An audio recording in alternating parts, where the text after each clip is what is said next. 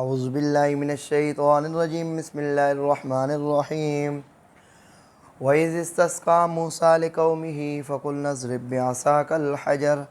فَانْفَجَرَتْ مِنْهُ اثْنَتَا عَشْرَةَ عَيْنًا قَدْ عَلِمَ كُلُّ أُنَاسٍ مَّشْرَبَهُمْ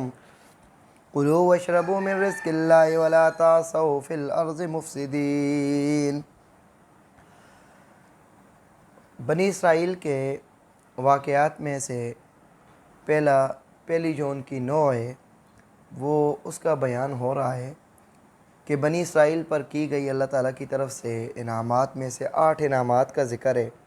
اور 2 ان کے اوپر عذابوں کا ذکر ہے۔ یہ ان پر جتنے بھی انعامات ہوئے تھے ان میں سے یہ 8واں انعام ہے کہ جب واقعہ یہ میدان تی کا واقعہ ہے، یہ وہاں پر پیش آیا کہ جب بنی اسرائیل کو پیاس لگی تو وہ کھلا میدان تھا، تو پیاس لگی تو انہوں نے پھر حضرت موسیٰ علیہ السلام سے پانی کا مطالبہ کیا، تو پھر موسیٰ علیہ السلام نے اللہ کریم سے دعا کی، تو جس کی وجہ سے کیا ہوا، آگے واقعہ اس طرح بیان ہوا۔ وَإِذِ اسْتَسْقَىٰ مُوسَىٰ لِقَوْمِهِ، جب موسیٰ علیہ السلام نے پانی مانگا اپنی قوم کے لیے، فَقُلْنَا، تو ہم نے کہا۔ اب دیکھیں پرانا واقعہ ہے، اضرب بعصاک الحجر، وہاں پر یہ بات نہیں ہوگی کہ قلنا اضرب بعصاک الحجر، وہاں پر یہ بات ہوگی موسیٰ علیہ السلام نے دعا مانگی تو اللہ تعالیٰ نے یہ اضرب بعصاک الحجر، تو ماضی کا واقعہ ہے تو قلنا عبارت کیا ہے، مخزوف نکالتے ہیں۔ فَقُلْنَا اضرب بعصاک الحجر، ہم نے کہا مار دو اپنی لاٹھی کو الحجر، پتھر پر۔ تو پتھر پہاڑوں کے اندر عام ہوتے ہیں، یہ نہیں کہ کوئی خاص پتھر تھا اس کو خاص جا کر لاٹھی ماری تو اس سے چشمہ پھوٹا ہے۔ یہاں پر یہ ہے کہ پتھر تو سارے عام ہوتے ہیں، لیکن جب اس کو موسیٰ علیہ السلام نے لاٹھی ماری تو آپ کے معجزے سے وہ کیا ہو گیا، خاص ہو گیا۔ تو فَانْفَجَرَتْ مِنْهُ اثْنَتَا عَشْرَةَ عَيْنًا، تو پھوٹ پڑے اس پتھر سے 12 عیناً، چشمے۔ اب اس معجزہ حضرت موسیٰ علیہ السلام کا سامنے پتھر مارتے ہیں تو 12 کی 12 جس طرح کیا ہے نلوں سے پانی کیا ہے نکلنا شروع ہو جاتا ہے، تو ایک پتھر سے 12 چشمے بہہ پڑے، تو سارے قوم سامنے دیکھ رہی ہے۔ قَدْ عَلِمَ كُلُّ أُنَاسٍ مَّشْرَبَهُمْ، تحقیق جان لیا ہر جماعت نے، ہر قوم نے، مشربہم، اپنے پانی پینے کی گھاٹ کو۔ کلو واشربوا من رزق اللہ، پھر ہم نے کہا کلو واشربوا من رزق اللہ، کھاؤ اور پیو اللہ کے رزق سے۔ ولا تعثوا فی الارض مفسدین، نہ پھرو زمین میں اس حال کے فساد کرنے والے ہو۔ یہاں پر دیکھیں کہ جتنی بھی قبیلے تھے ان کے آپس میں کچھ نا اتفاقیاں تھیں، منافرتیں تھیں آپس میں، تو اس وجہ سے ہر ایک کے لیے کیا ہے علیحدہ گھاٹ بنائی کہ ہر ایک علیحدہ اپنی قبیلے کے لیے پانی بھر لے تاکہ کسی بات پر ان کی لڑائی نہ ہو۔ کلو واشربوا من رزق اللہ، اب اللہ تعالیٰ کی طرف سے حکم آیا اب کھاؤ اور پیو اللہ کا، جو اللہ تعالیٰ نے تمہیں رزق دیا ہے وہ کھاؤ پیو۔ ولا تعثوا فی الارض مفسدین، زمین میں نہ پھرو فساد کرتے ہوئے۔ تو اصل فساد کیا ہے، جیسے قرآن مقدس میں دوسرے مقام پر آتا ہے لا تفسدوا فی الارض بعد اصلاحها، زمین میں فساد نہ کرو اس کی اصلاح کے بعد۔ وادعوہ خوفا وطمعا، اور اس ہی کو پکارو جب خوف ہو تمہیں تب بھی اس کو پکارو، وطمعا، کچھ امید ہو تو تب بھی اس کو پکارو۔ تو یہاں پر فساد سے کیا مراد ہے کہ اللہ کے احکام کو چھوڑ کر، اللہ کے نبی کی سنت کو چھوڑ کر کیا ہے دوسرے طریقے اختیار کرنا۔ وَإِذْ قُلْتُمْ يَا مُوسَىٰ لَن نَّصْبِرَ عَلَىٰ طَعَامٍ وَاحِدٍ فَادْعُ لَنَا رَبَّكَ يُخْرِجْ لَنَا مِمَّا تُنبِتُ الْأَرْضُ مِن بَقْلِهَا وَقِثَّائِهَا وَفُومِهَا وَعَدَسِهَا وَبَصَلِهَا۔ یہ ان کے اوپر ایک عذاب ہے کہ جب بنی اسرائیل کی جو موجودہ بنی اسرائیل ہیں ان کے جو آباء و اجداد تھے ان کو میدان تی کے اندر جب جہاد سے انہوں نے منہ موڑا تو میدان تی میں ان کے لیے کیا ہے کہ امتحان اور ابتلاء کے طور پر وہاں پر ان کو بھیجا گیا، تو وہاں پر بھی ان کے مزے شروع ہو گئے، کھانا پینا آسمانوں سے آ رہا ہے، نہ پکانا پڑتا ہے، نہ کمانا پڑتا ہے، نہ خیال رکھنا پڑتا ہے کہ بچا کے رکھنا پڑے گا یا اس کو سنبھالنا پڑے گا، کوئی پریشانی تھی ہی نہیں۔ پانی مانگتے ہیں تو پانی کے چشمے نکل پڑتے ہیں، نبی ان کے ساتھ موجود ہے میدان میں، تو اب وہاں پر ان کے نخرے سنے۔ اب وہ انہوں نے نخرے کیسے کیے کہ نخروں کی وجہ سے انہوں نے اپنے لیے مصیبت خرید لی، اب یہ ان کے اوپر پھر عذاب آگے آ گیا۔ وَإِذْ قُلْتُمْ يَا مُوسَىٰ لَن نَّصْبِرَ عَلَىٰ طَعَامٍ وَاحِدٍ، جب تم نے کہا یا موسیٰ، اے موسیٰ، لن نصبر علی طعام واحد، ہرگز ہم نہیں اکتفا کر سکتے، صبر کر سکتے ایک ہی کھانا پر، روزانہ ایک ہی کھانا ہمیں مل رہا ہے، انہوں نے یہ کہا فَادْعُ لَنَا رَبَّكَ يُخْرِجْ لَنَا مِمَّا تُنبِتُ الْأَرْضُ، اے موسیٰ آپ ہمارے لیے مانگیں اپنے رب سے، یخرج لنا مما تنبت الارض،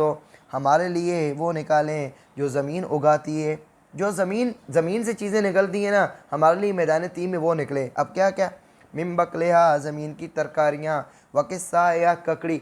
ککڑی ایک لفظ ہے اردو کا، ہماری زبان میں اس کو بولتے ہیں طرح۔ یہ جس طرح سبز توریاں ہوتی ہیں دو قسم کی، ان کی طرح ایک ہلکے کلر کی سبز توری کی طرح ایک کیا ہوتی ہے،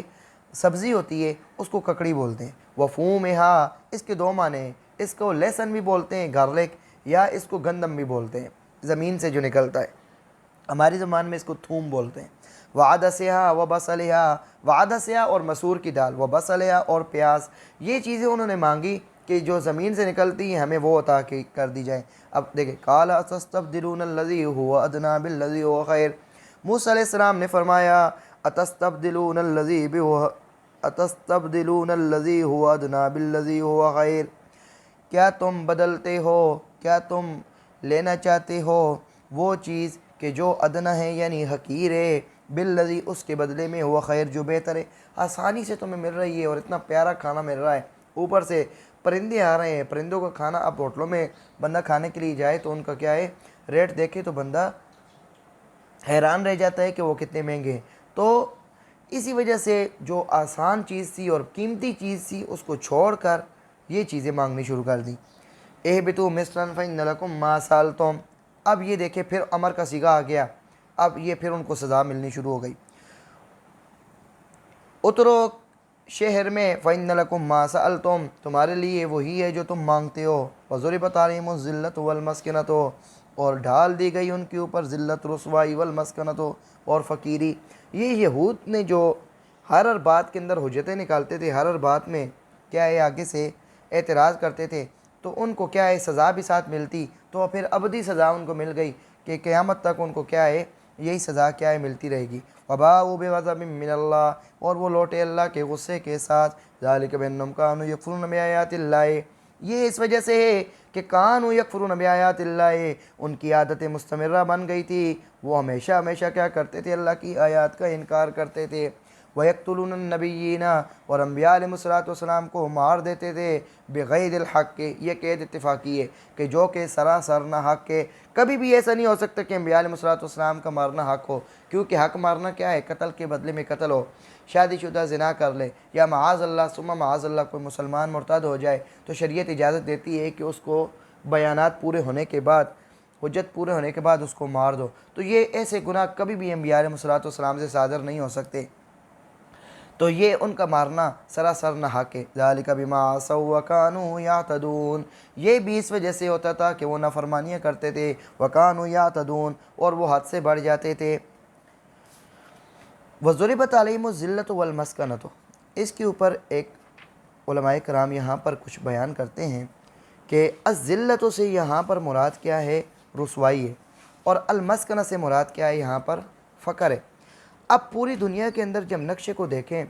تو پوری دنیا کے نقشے کے مقابلے میں جو موجودہ فلسطین کے اندر اسرائیل کا حصہ ہے، تو یہ پوری دنیا کے نقشے کو اگر آپ پرسنٹیج پر لے کر جائیں تو ایک حصے کا بھی آگے 10واں حصہ بنے گا، یعنی جتنی آبادیاں پوری دنیا کے اندر دیکھیں، کرسچنز کی ہیں، مسلمانوں کی ہیں، بدھ مت کی ہیں، ہندوؤں کی ہیں، ایسے ہی چائنا کے اندر دیکھیں دیریوں کی ہیں، جتنی بھی زیادہ آبادیاں ہیں ان میں اگر آپ گوگل ارتھ کے اوپر یا گوگل میپ کے اوپر نقشے میں اسرائیل کا نقشہ دیکھیں تو وہ ایریا جہاں پر ان یہود کی جو وہاں پر حکومت ہے، وہ حکومت اس 1% کا بھی آگے کیا ہے، اگر اس کو 10 حصوں میں کرے تو 0.2 0.3 یا 0.5 ایسے بنے گا، یعنی ایک حصے کا بھی کیا ہے آدھا بنے گا۔ تو یہی بھی سمجھ لیں کہ ان کی حکومت جو تھوڑی بہت بنی ہوئی ہے، یہی دلیل ہے کہ یہ دنیا کے اندر کیا ہے ابھی بھی رسوا ہیں، اور ابھی بھی یہ کیا ہیں فقیری کی زندگی گزار رہے ہیں۔ دوسرے مقام پر قرآن مقدس کے اندر انہی آیات کی تشریح کے اندر کچھ اور آیات بھی بیان کی گئی ہیں، جیسے قرآن مقدس میں سورہ اعراف میں بیان ہوا ہے وَإِذْ تَأَذَّنَ رَبُّكَ لَيَبْعَثَنَّ عَلَيْهِمْ إِلَىٰ يَوْمِ الْقِيَامَةِ مَن يَسُومُهُمْ سُوءَ الْعَذَابِ، کہ آپ کے رب نے اعلان کر دیا ہے کہ البتہ ان یہودیوں پر اللہ تعالیٰ بھیجتا رہے گا قیامت کے دن تک ایسے شخص کہ جو ان کو عذاب چکھاتے رہیں گے۔ تو کوئی نہ کوئی آتا رہتا ہے جو ان کو کیا ہے سزا دیتا رہتا ہے۔ دوسرے مقام پر فرمایا ضربت علیہم الذلۃ اینما ثقفوا الا بحبل من اللہ وحبل من الناس، کہ ان کے اوپر جو ذلت ہے، رسوائی ہے، ان پر لکھ دی گئی ہے، ان پر جما دی گئی ہے، مار دی گئی ہے، اینما ثقفوا، جدھر بھی وہ رہیں گے، الا بحبل من اللہ وحبل من الناس۔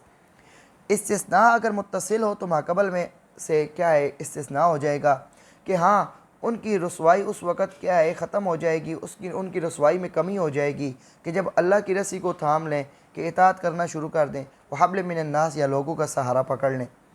اور اگر اس کو لے لیں استثناء منقطع، استثناء ان کو کیا لے لیں منقطع لے لیں، کہ استثناء منقطع وہ ہوتا ہے جیسے جاءنی القوم الا زیدن، یہ استثناء متصل ہے کہ زید قوم میں داخل ہے۔ لیکن اگر کوئی کہتا ہے جاءنی القوم الا حمار، کہ قوم آئی لیکن گدھا نہیں آیا، تو یہ حمار جو ہے یہ مستثنیٰ منقطع ہے، کیونکہ یہ پہلے جو مستثنیٰ منہ ہے اس کے اندر یہ شامل ہی نہیں ہے۔ اگر اس کو استثناء بنا دیں انقطاع، یعنی اس کا ماقبل کے ساتھ کوئی تعلق نہیں ہے، تو اس کا مطلب یہ ہوگا کہ یہ لوگ اپنی ذلت اور اپنی قومی حیثیت سے تو ذلیل و خوار ہی رہیں گے، کہ گو قانونی الہی کے وسعت میں آ کر ان کے بعض افراد اس سے محفوظ ہو جائیں، یا دوسروں کو سہارا لے کر کیا ہے ذلت و خواری پر ان کے کیا ہے پردہ پڑ جائے۔ اب ساری آیات کو سامنے رکھیں تو اب یہ بات سمجھ آتی ہے کہ قانون الہی میں وسعت کیا ہے کہ کوئی بچے ہیں،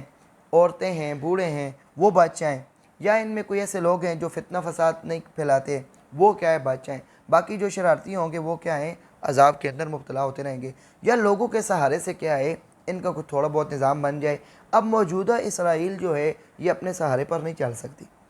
اپنے سہارے پر یہ قائم نہیں ہو سکتی۔ جب اگر ان کے ساتھ لوگوں کا تعاون ختم ہو جائے، جو اپنے آپ کو دنیا کے اندر مضبوط ملک سمجھتے ہیں، ان کا سہارا ختم ہو گیا تو پھر ان کا اپنا نظام کیا ہے نہیں ہے، تو یہ جلدی ختم ہو جائیں گے۔ بہرحال اگر دیکھا بھی جائے تو یہ جو ان کی حیثیت ہے موجودہ گوگل ارتھ یا میپ کے اندر دیکھا جائے تو یہ ان کا ایریا جو بنتا ہے وہ دنیا کے مقابلے میں یہی سمجھ لیں کہ یہ اتنی پرانی جماعت ہو کر کہ جن کے لیے اتنے بڑے بڑے کیا ہے معجزات کیا ہے سامنے آئے، وہ اتنی بڑی جماعت ہو کر، اتنی پرانی جماعت ہو کر، اتنے کمزور اور اتنا چھوٹا سا ایریا ہے جن کے اوپر ان کی حکومت ہے، یہ بھی ایک ذلت اور رسوائی ہے۔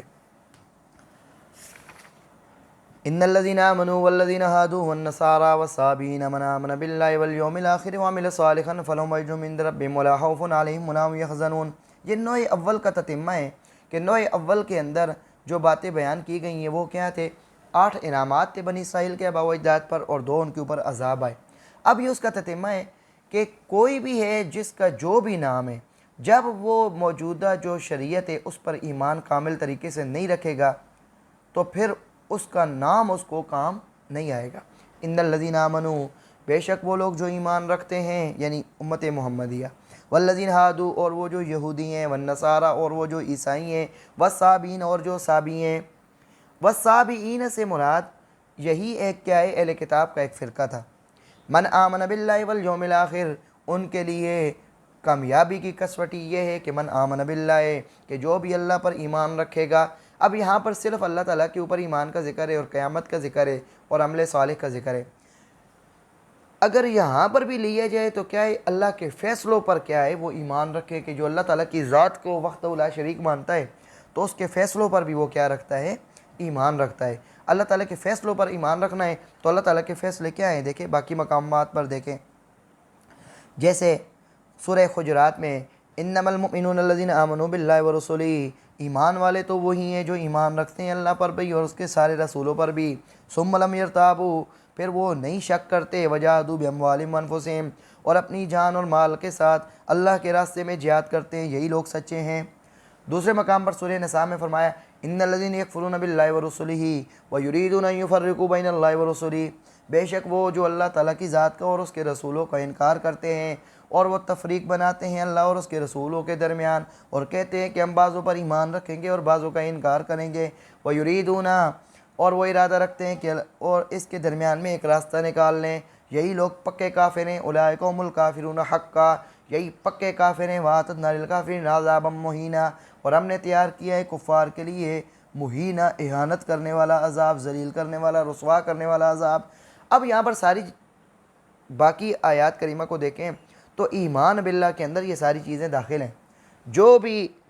ایمان باللہ یعنی اللہ پر ایمان رکھے گا تو وہ اس کے رسولوں پر بھی ایمان رکھے گا, کتابوں پر بھی ایمان رکھے گا, فرشتوں پر بھی ایمان رکھے گا. جو عقائد کی کتابوں کے اندر, قرآن مقدس کے اندر جو عقائد ذکر ہیں, حدیث متواترہ مشہورہ کے اندر جو عقائد ذکر ہیں, وہ شرح عقائد الیواقیت والجواہر فقہ اکبر ہے. ان میں ہمارے بزرگوں نے کیا ہے جمع کر دی ہیں. ان سب پر ایمان رکھنا اس کا کیا ہے ضروری ہے.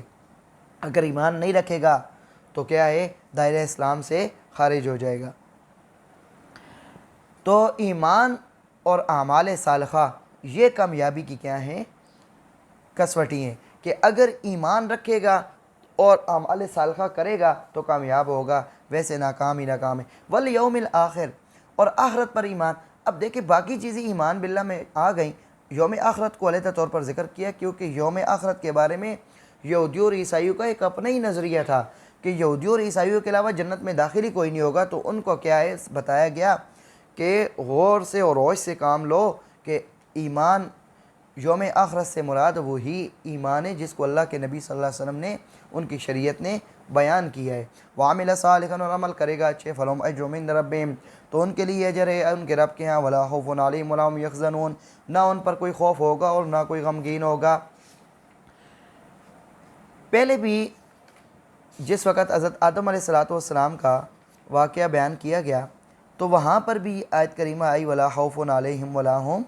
یحزنون, کہ جیسے دیکھیں فَإِمَّا يَأْتِيَنَّكُم مِّنِّي هُدًى فَمَن تَبِعَ هُدَايَ فَلَا خَوْفٌ عَلَيْهِمْ وَلَا هُمْ يَحْزَنُونَ, کہ تمہارے پاس اگر کوئی ہدایت آئے گی نا میری طرف سے تو جو اس ہدایت کا پیروی کرے گا تو اس پر نہ خوف ہوگا نہ غمگین ہوگا. تو اس آیت کریمہ کو اس آیت کریمہ کے ساتھ لگائیں تو یہی ہے کہ شریعت جو آ رہی تھی وہ شریعت اللہ کے نبی پر آ کر مکمل ہو گئی, اور اللہ کے نبی کو تاجدار ختم نبوت بنایا اور ختم نبوت کا ان کو تاج پہنایا. قیامت کے دن کی ان کو شفاعت کا کیا ہے تاج پہنایا, کہ قیامت کے دن بھی ہمارے آقا کریم حضرت محمد مصطفیٰ صلی اللہ علیہ وسلم سب سے علیحدہ نظر آئیں گے اور ایک دولہے کی طرح کیا ہے چمک رہے ہوں گے, اور ایک خوبصورت پھولوں اور خوشبوؤں کی طرح وہ مہک رہے ہوں گے اور شفاعت کرتے جائیں گے, اور ہم جیسے گناہ گاروں کی بخشش ہوتی جائے گی. یا اللہ ہمیں بھی اپنے پیارے حبیب صلی اللہ علیہ وسلم سے محبت عطا فرما, ان کے اہل بیت سے, ان سے محبت کرنے والوں سے. یا اللہ جو آپ سے محبت کرنے والے ہیں ان کی محبت ہمیں عطا فرما,